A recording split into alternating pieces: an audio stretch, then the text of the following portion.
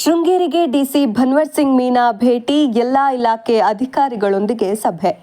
ಶೃಂಗೇರಿಗೆ ಜಿಲ್ಲಾಧಿಕಾರಿ ಭನ್ವರ್ ಸಿಂಗ್ ಮೀನಾ ಭೇಟಿ ನೀಡಿ ಅಧಿಕಾರಿಗಳೊಂದಿಗೆ ಚರ್ಚೆ ನಡೆಸಿದರು. ತಾಲೂಕಿನ ವಿವಿಧ ಪ್ರದೇಶಗಳಿಗೆ ಭೇಟಿ ನೀಡಿದ ಡಿಸಿ ಮಳೆಯಿಂದಾದ ಅನಾಹುತ ಹಾಗೂ ತಾಲೂಕಿನ ವಿವಿಧ ಸಮಸ್ಯೆಗಳು, ನಿರ್ಮಾಣ ಹಂತದಲ್ಲಿರುವ 100 ಬೆಡ್ ಸರ್ಕಾರಿ ಆಸ್ಪತ್ರೆ ಸ್ಥಳಕ್ಕೆ ಭೇಟಿ ನೀಡಿ ಪರಿಶೀಲನೆ ನಡೆಸಿದರು. ನಂತರ ಎಲ್ಲಾ ಇಲಾಖೆಯ ಅಧಿಕಾರಿಗಳೊಂದಿಗೆ ಸಭೆ ನಡೆಸಿದ ಜಿಲ್ಲಾಧಿಕಾರಿಗಳು ಇಲಾಖೆಯಲ್ಲಿನ ತಾಲೂಕಿನ ಅಭಿವೃದ್ಧಿ ಕಾರ್ಯಗಳಿಗೆ ಚುರುಕು ಮುಟ್ಟಿಸುವಂತೆ ನಿರ್ದೇಶನ ನೀಡಿದರು. ಕೆಲ ಇಲಾಖೆಯ ಮಂದಗತಿಯ ಕಾರ್ಯವೈಖರಿಯನ್ನು ಗಮನಿಸಿ ಅಧಿಕಾರಿಗಳನ್ನು ತರಾಟೆಗೆ ತೆಗೆದುಕೊಂಡರು. ರಾಷ್ಟ್ರೀಯ ಹೆದ್ದಾರಿ 169ರ ತನಿಕೋಡು ಗೇಟ್ನಿಂದ ಎಸ್ಕೆ ಬಾರ್ಡರ್ವರೆಗೆ ರಸ್ತೆ ಅಭಿವೃದ್ಧಿಗೆ ಅನುದಾನ ಬಿಡುಗಡೆಯಾಗಿದ್ದರೂ ಕಚೇರಿ ಕೆಲಸಗಳಲ್ಲಿ ವಿಳಂಬ ಧೋರಣೆ ಮಾಡುತ್ತಿರುವ ಅಧಿಕಾರಿಗಳಿಗೆ ಶೀಘ್ರವೇ ಕೆಲಸ ಪ್ರಾರಂಭಿಸುವಂತೆ ಚುರುಕು ಮುಟ್ಟಿಸಿದರು.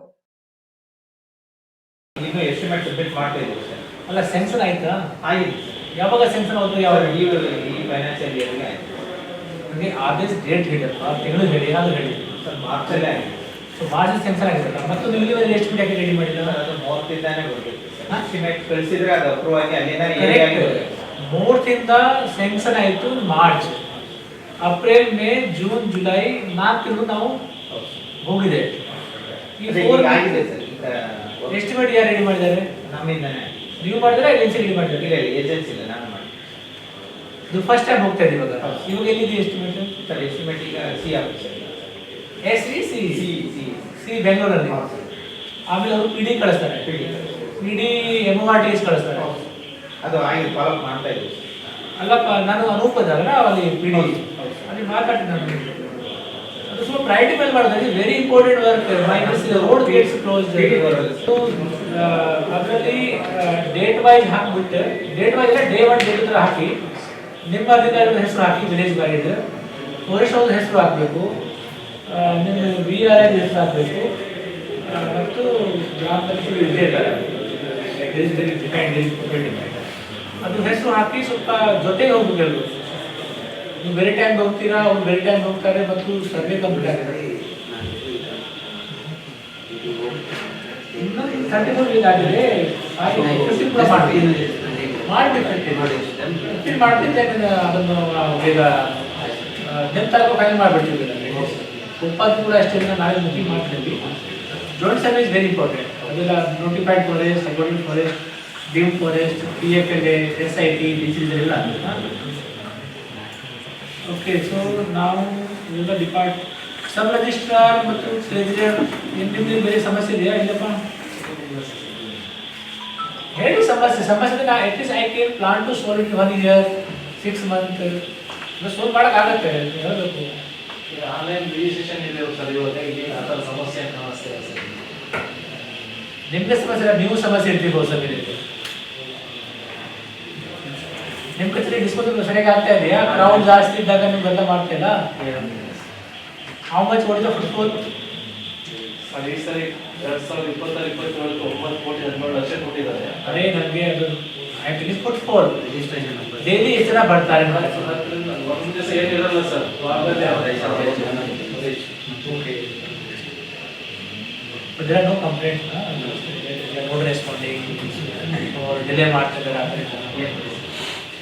ಓಕೆ, ಇವರು ಟೂರಿಸ್ಟ್ ಡಿಪಾರ್ಟ್ಮೆಂಟ್ ಇಲ್ಲಿ ಹೇಳಿರಲ್ಲ. ಈಗ ಟೂರಿಸ್ಟ್ ಡಿಪಾರ್ಟ್ಮೆಂಟು ಅವ್ರು ನಾವು ಹೋಗಿದ್ದೀವ, ಸ್ವಲ್ಪ ಕರೆಕ್ಟಾಗಿ ಪ್ಲಾನ್ ಮಾಡಿ ಈಗ ಆಯ್ತು. ಬೇರೆ ಅಧಿಕಾರಿಗಳು ಯಾರು ಇಲಾಖೆ ಕವರ್ ಮಾಡ್ತಾರೆ? ಗ್ರಾಮ ಪಂಚಾಯತ್ ಬೇಸಿಕ್ ಸಮಸ್ಯೆ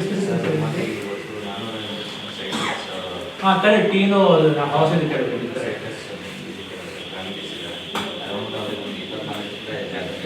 ಒಂದು ನಿಮಿಷ ಹೇಳಿ ವಾಪಸ್. 480 ಜನ ಸೈಂಟಿಸ್ಟ್ ಇದ್ದಾರೆ. ಈಗ ನಮ್ಮ ರೆವಿನ್ಯೂ ಡಿಪಾರ್ಟ್ಮೆಂಟಿಂದ ಇಲ್ಲಿವರೆಗೆ ಸೈಟ್ ಬದಕ್ಕೋಸ್ಕರ ಎಷ್ಟು ಜನ ಸೆನ್ಸರ್ ಆಗಿದೆ? ಸ್ಯಾಂಕ್ಷನ್ ಆಗಿ ಹಂಚೋಲಿಕೆ ಬಾಕಿ ಇರೋದು 8 ಎಕರೆ 34 ಗುಂಟೆ ಇದೆ ಸರ್. 8 ಎಕರೆ 34 ಗುಂಟೆ.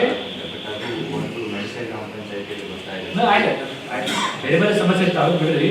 ಬಟ್ ಸೆನ್ಸನ್ ಆಗಿರೋದು, ಸೆನ್ಸನ್ ಆಗಿ ಬೆನಿಫಿಷರಿ ಆಯ್ಕೆ ಮಾಡೋಕ್ಕೆ ಬಾಕಿ ಇರೋದು 8 ಎಕರೆ 34 ಗುಂಟೆ.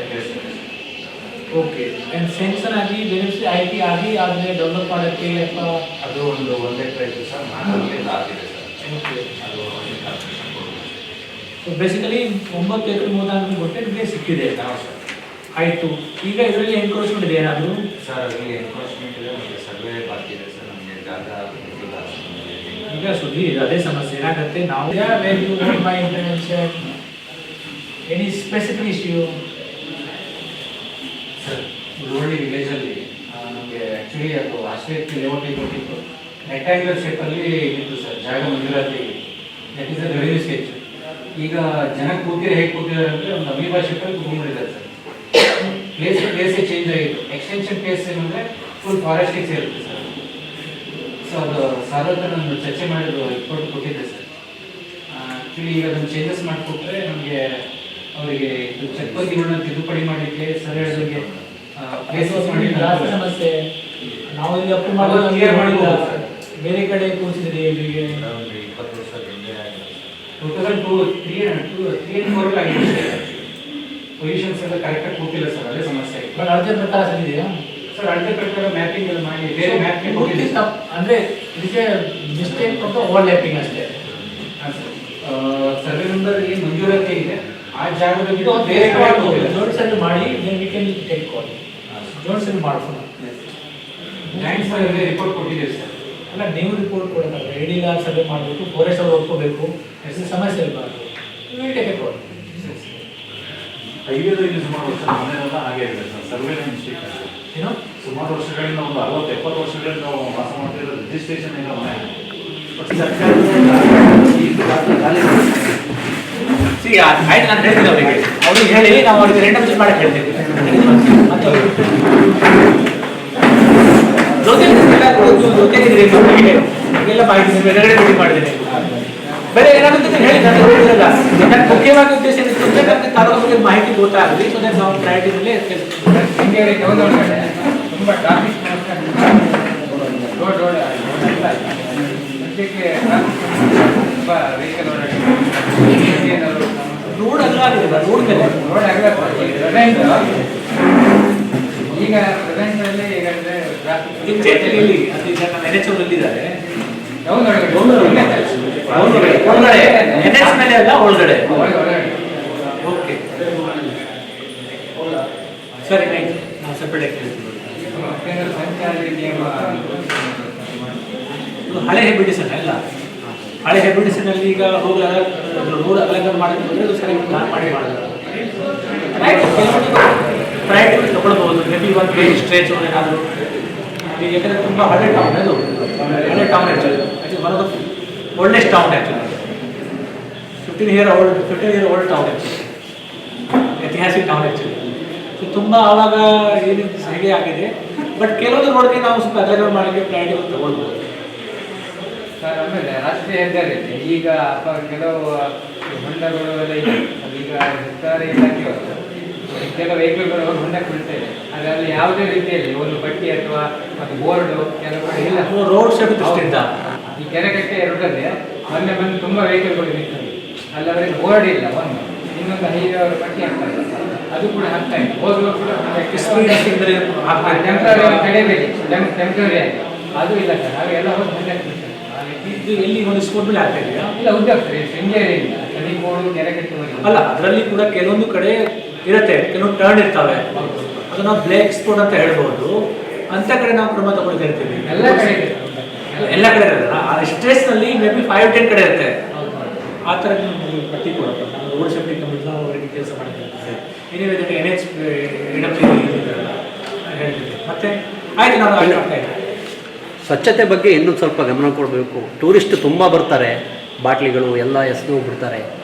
ಸಾಕಾಗಲ್ಲ ಸ್ಟಾಫು ಪಟ್ಟಣ ಪಂಚಾಯತಿಲಿ ಭಾಳ ಡರ್ಟಿ ಆಗಿಬಿಟ್ಟಿತ್ತು. ಸರೇನೋ ಒಂದು ಪ್ರಯತ್ನ ಮಾಡಿದರು, ಮತ್ತು ಅಗೇನ್ ಅದೇ ಆಗಿದೆ. ಸ್ವಲ್ಪ ಗಮನಿಸಬೇಕು ಸರ್ ಅವರಿಗೆ. ಆಯ್ತು, ನಾವು ರಿವ್ಯೂ ಮಾಡ್ತೀವಿ. ಟೌನ್ ಪಂಚಾಯತ್ಗೆ ಒಂದು FSTP ಸ್ಯಾಂಕ್ಷನ್ ಆಗಿದೆ, ಒಂದು ಘಟಕ ಕೂಡ ಇದೆ, ಅದು ವರ್ಕಿಂಗ್ ಇದೆ ಇವಾಗ. ಬಟ್ ಆಯ್ತು, ನಾವು ಅಫರ್ಟ್ ಹಾಕ್ತೀವಿ, ನಾವು ರಿವ್ಯೂ ಮಾಡ್ತೀವಿ. ನಾವು ಹೇಳೋದು ಕರೆಕ್ಟ್.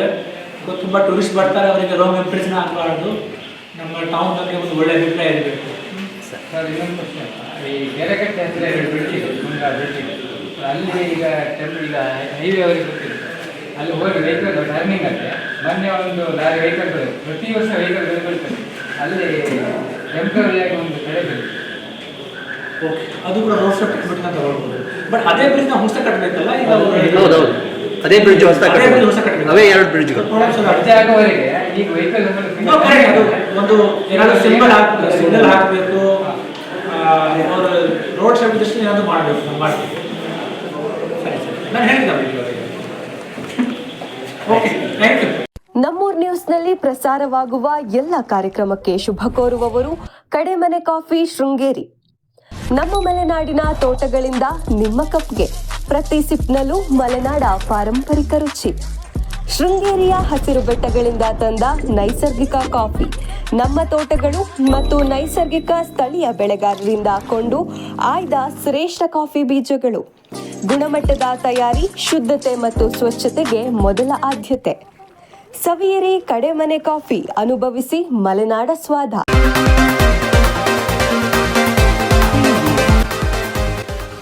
ನಮ್ಮೂರ್ ನ್ಯೂಸ್, ಇದು ನಿಮ್ಮ ಧ್ವನಿ.